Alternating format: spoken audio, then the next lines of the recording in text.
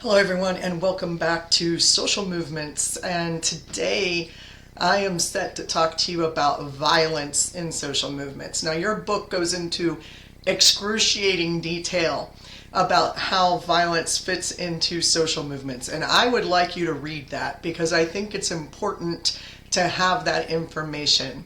What I'm actually going to do is a little bit different this time. We're very late into the semester, and so you all have been reading, and I think that you're probably grasping the material just fine.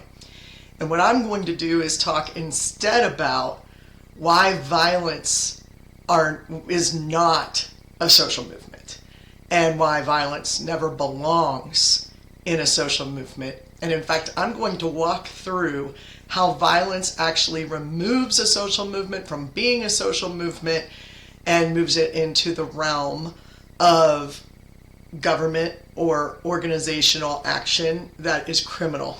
Okay, so that's where we're going with this today. I know the book takes a little bit of a different tact, more than a little bit. I'm going to be saying almost the opposite of the book, but this is just to give you an idea that there are multiple perspectives on this, and I certainly acknowledge that as well. Otherwise, I wouldn't have you read this book. We don't always have to agree with everything that we read. We can understand it, we can know it, and we can acknowledge it for what it is, but we don't have to agree with it. And hopefully throughout this course, you've learned that. You've learned that it's okay to disagree with something when you're informed enough to give good reason why you disagree. That's all I ever ask for, and pretty much you'll find that in the course of your life, generally speaking, having a good reason for something will always be okay and generally accepted.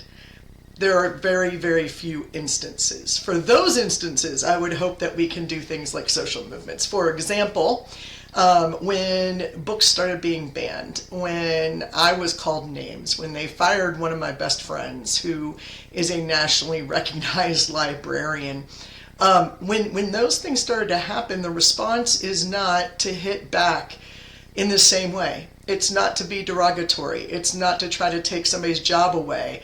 That would be considered, well, at least in my mind, pretty hateful rhetoric, if nothing else. But instead, to start a social movement and say, hey, let's get some people who think like we do and move them to action. And that's where all those persuasive skills come in, right?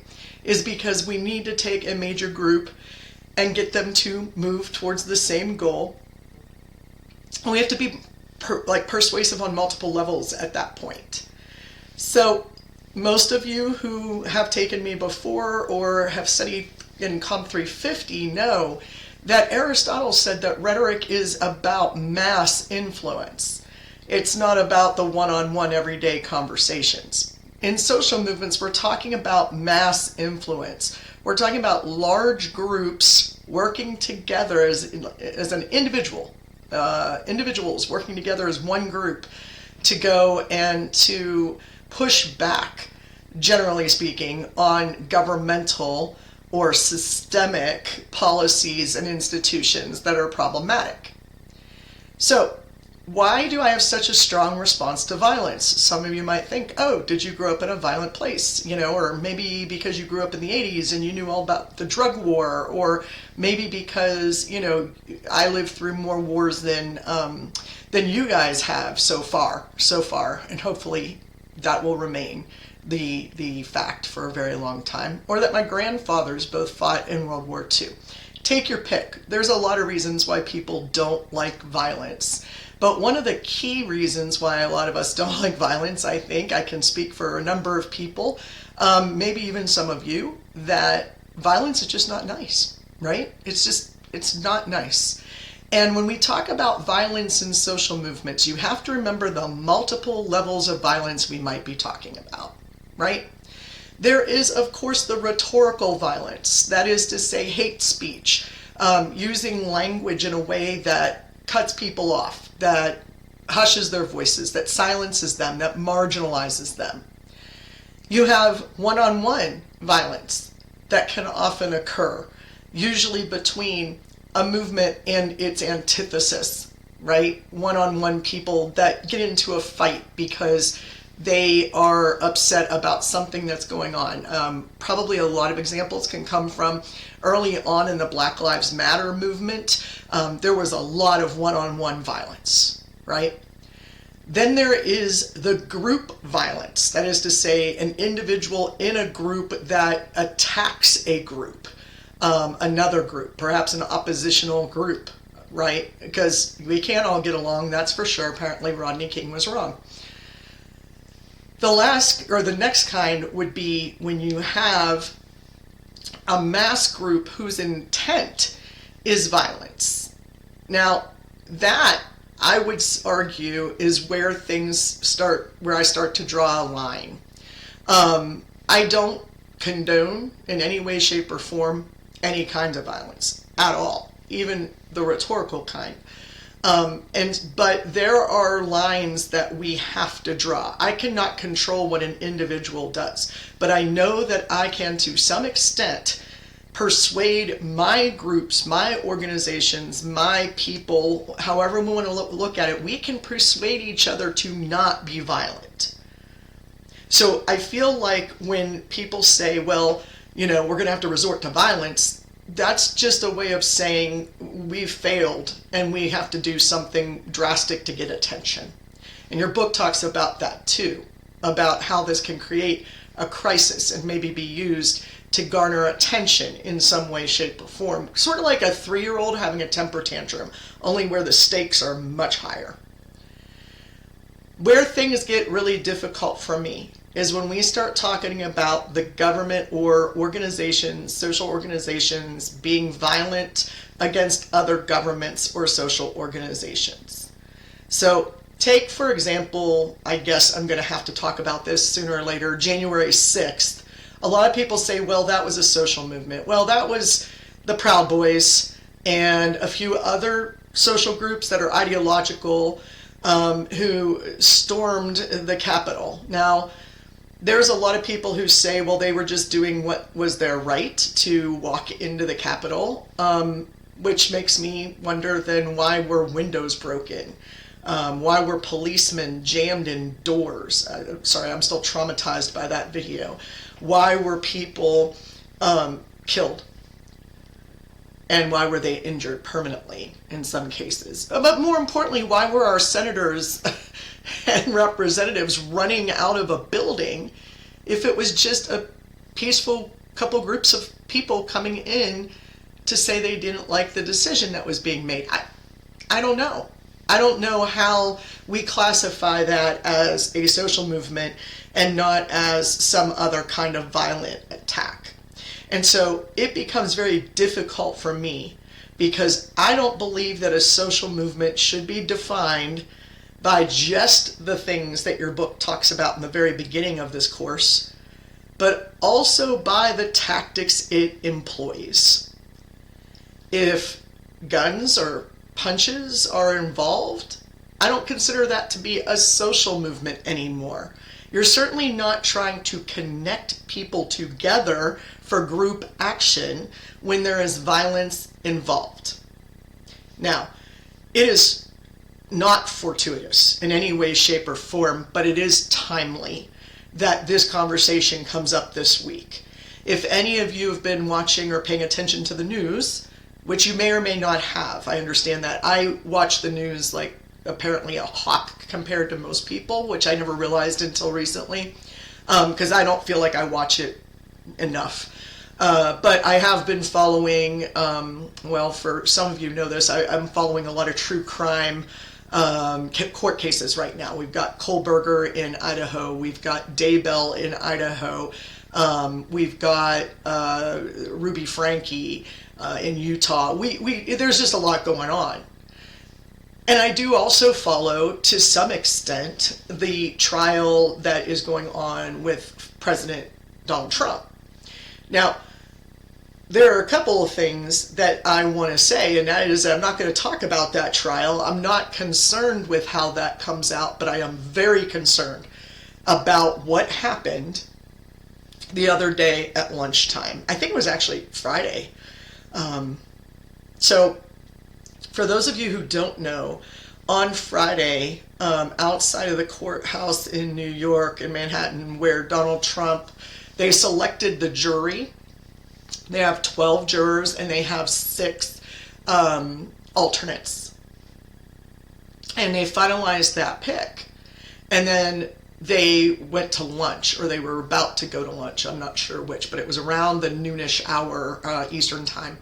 And they have this area outside of the courthouse, the area for the press, the area where where people can walk through, the public. They have an area where lawyers and judges and witnesses and whatnot can walk through, and then they have an area that's set aside, generally across the street from the media, where it's a protest area. So it's sort of a free speech zone, if you will. And there were a few people there, from what I understand. And when I say few, I mean that maybe there were 20, 25 people protesting Donald Trump's trial. There was a lot more media there, tons of individuals working for the media. And then you have your general passerbyers. Anyway, what happens right at that moment is that a young man goes to the protest area, pours an accelerant all over his body, and lights himself on fire. And I really wish I had not been watching the live stream at the time this happened, because much like 9/11, when the Twin Towers were attacked, I also just happened to be watching the news at that moment when that happened. And so seeing those extremely traumatic images that occur before the media has a chance to really either A, warn you, or B, trim down and edit the footage a little bit out of respect for everybody. I've witnessed both of those now, and it's really something that can be a little traumatic, okay, in a very honest way. So I accidentally saw this man do it. Later on, I saw clips where they said, this is very difficult to watch, this is a lot of violence, please watch with caution. So they did their job. But at the moment, they didn't have a choice. They were filming in front of the courtroom, and this young man did this. Now, they have since identified the man, whose name is not hitting me at the moment, but they did identify Max something. They did find out who he was, and he had a manifesto online, because probably the first question out of everyone's mouths was, or their fingertips if they were texting online, was, what was he protesting? Why was he lighting himself on fire?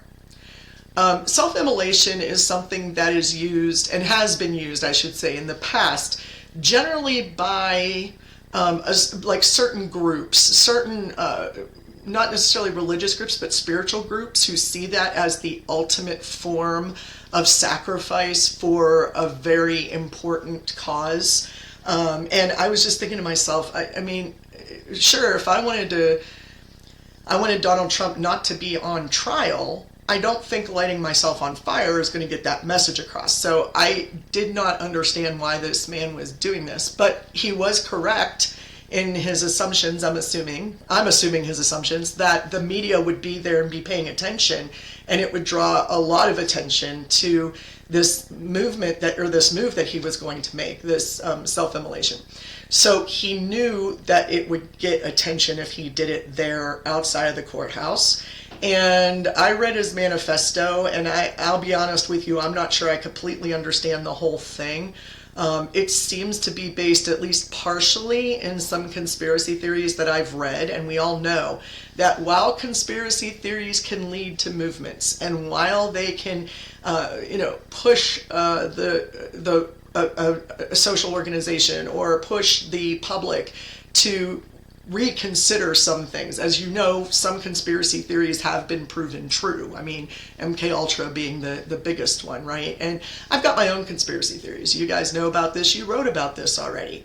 But generally speaking, even those conspiracy theories, while they may turn to violence, don't usually turn to the self-destruction that immolation actually, brings. And so I'm not sure that he died for a movement. he may have died for a cause, but I don't know who his followers are, or, none of us do. I'm saying I as if I'm the only one who would know. The public, we don't know. We have no idea. So we have this extreme violence where we literally demolish ourselves for a cause, and that cause may or may not be clear. And if your cause isn't clear, that means your message isn't clear. And if your message isn't clear, that means it's not going to be persuasive. And so I greatly question violence on the individual level, on the group level, and on the mass level, and how effective it can be to send a message. I think it's completely ineffective. Now, your book also talks about 9/11 and the attacks and how we retaliated, and movements. There were movements that I consider movements that were born out of that. There were movements going on before it, but in of itself is flying planes into a building, setting yourself on fire, killing a bunch of people. Is that rhetoric? Is that a rhetorical act that sends a specific message you want to send? These are the questions that come in my head whenever I think about violence. But I am not stupid enough to think that my opinion is the only one that makes sense. And I have had this debate with students on the sort of the last weeks of class since 2007 when I started teaching this course. And I always love it because I learn so much. Students will tell me things like, yeah, I agree with you, Dr. Dudash, no problem. But others who have said, well, now wait a minute, there is a place for violence. There is a way to use violence to create crises, to restore or reinvigorate a movement. And so what I'm going to do is, for your last discussion board, I am going to go ahead and put up a question that's basically what your thought is on violence in movements. And I'll give you very specific instructions. Destructions? Wow, that Freudian slip. I will give you very specific instructions on what I'm looking for and how I'm going to evaluate that, because obviously we all have different opinions, and the opinion is not what I'm looking for. I'm going to be looking for a well-reasoned position, whether I agree or disagree. So read that chapter, get ready to answer that discussion board question. I'm not going to lie to you, I'm enthusiastic about reading those discussion boards. And by the way, your grades should all be caught up by now, by the time you're watching this. So hopefully that's the case. And hopefully you're working on your papers. We are down to just one more week of lectures, which is next week. So look forward to you surviving the class, yay! And not having to watch these every single Monday or whenever you schedule yourself to watch them. And if you have any questions about the paper or concerns about what you're reading or anything like that, or if you have a question about what's going on, please feel free to text me, email me, call me, whatever, and I can answer it on the discussion board if you think it's something that everybody would benefit from, or just answer you. Okay, everybody, I will be seeing you next week. Enjoy your reading. Talk to you soon.